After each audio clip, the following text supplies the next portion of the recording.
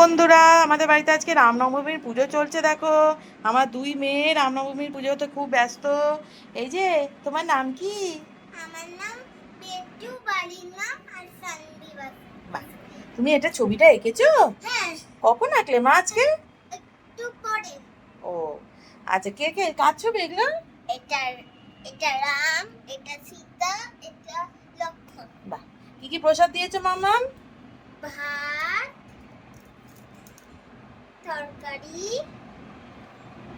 ভাত, তরকারি, ভাত, তরকারি। এটা কি এগুলো? এগুলো জল। বাহ, আর ওইখানে কি মা কালীর ছবি নাকি? হ্যাঁ, এই তো। ও, মা কালীর ছবিও রেখেছো? হ্যাঁ, এরা তো সব এর বন্ধু। তাই? হ্যাঁ, আচ্ছা, এরা কারা? এরা এরা হচ্ছে ছোট্ট হরিণ, ছোট্ট খরগোশ, একটা মানুষ, আচ্ছা, একটা বেবি, একটা বেবি।